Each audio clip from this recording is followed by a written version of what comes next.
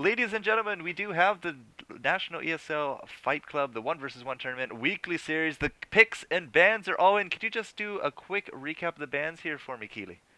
The bans were TF, Urgot, Veigar, and Annie. All of them really, really strong laners. Urgot's really hard to lane against if he lands that phosphorus bomb on you, or it's just gone. Basically, he can hit you with ridiculous range, and it's really hard to avoid. So that is why Urgot is banned for sure. Veigar's just really strong. He can keep farming up that AP and get items with, not items, gets really high AP without buying any items. And it's pretty hard to lane against with that stun. He can basically insta-kill any champion if he can get fed. It's real.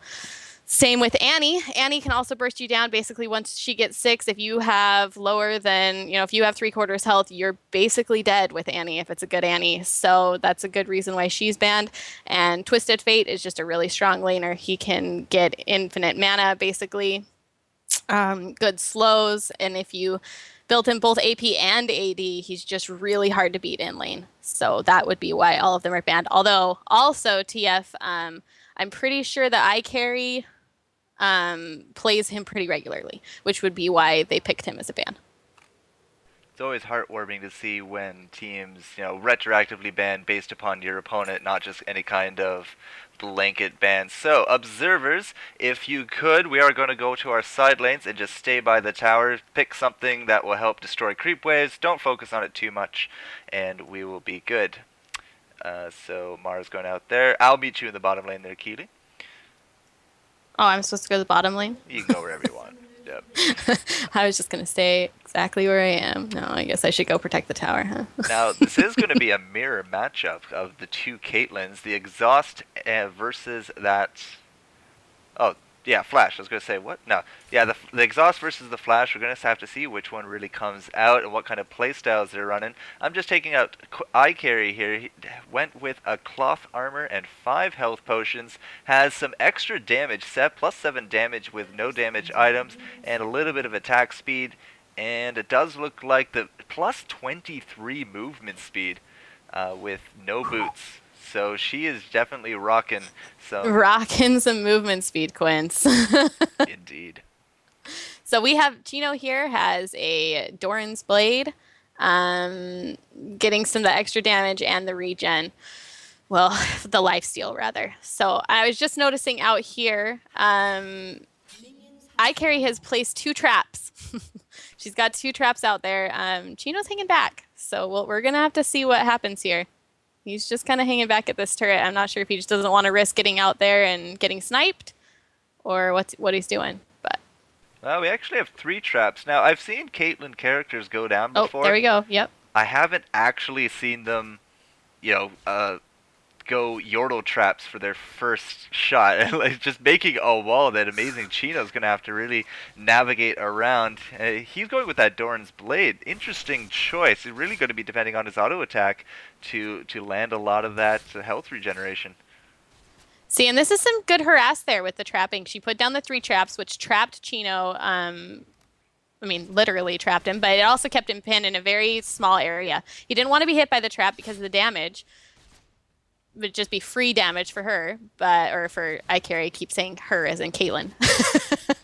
But didn't want to hit them, so it kept him pinned, which was a good area for iKarry to use her other skill, which she of course didn't have. So it was good for him to get rid of those traps before she picked up that second skill.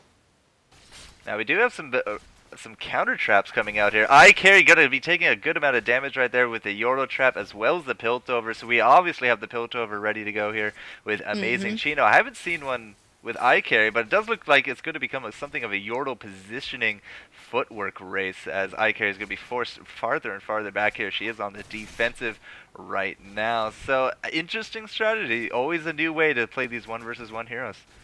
Yeah, it's funny to see. I really like these mirror matches. Oh, she got her pinned with the trap and she couldn't get away from that Piltover carry, or that Piltover Peacemaker.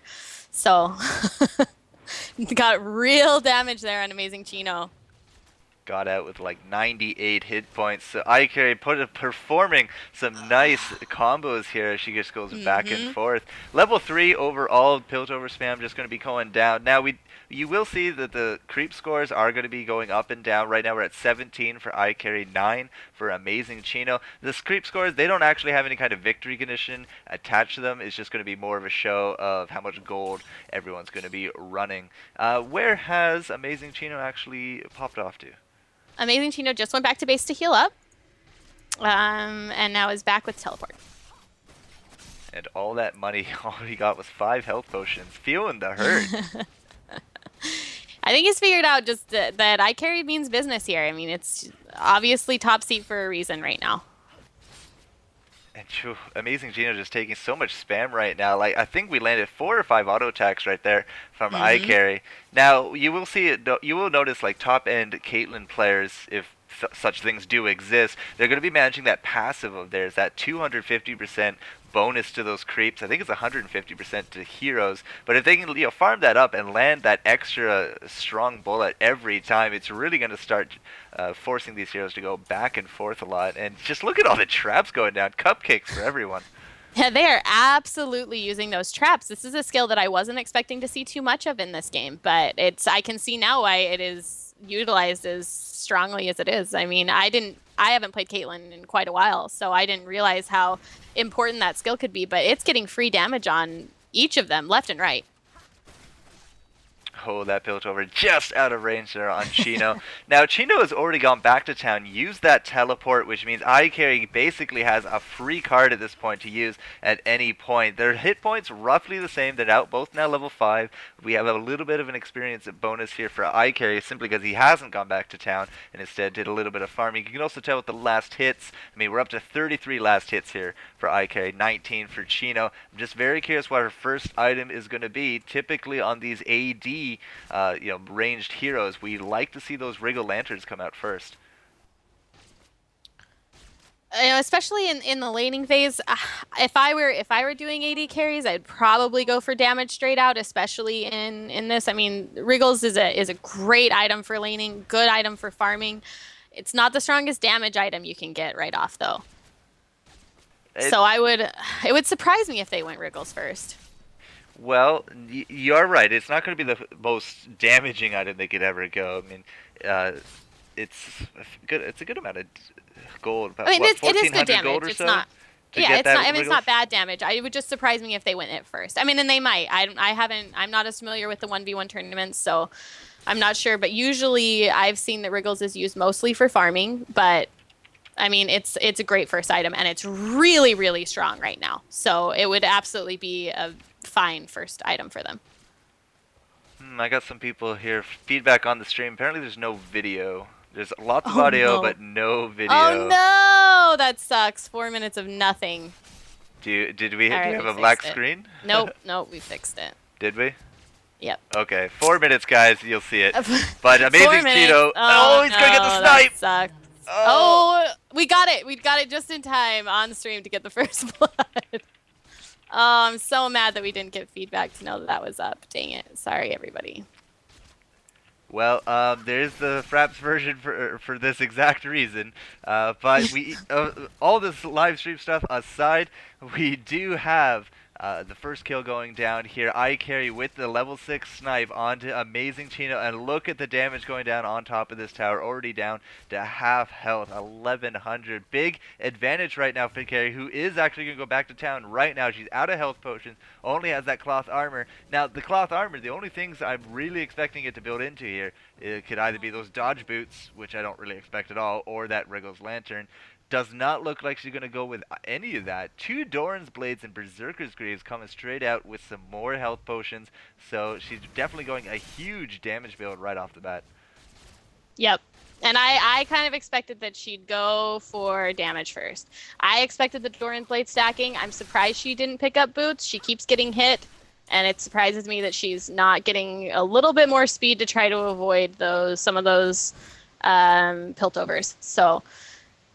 But she's just going for the Doran stacks, it looks like, which is, I mean, it's a good start. We'll see how iKarry builds later. If she ever has to go back, I don't know if she's actually going to have to go back. By this point, she's really dominated the lane as much. She can just put damage on that tower, which is what she's doing.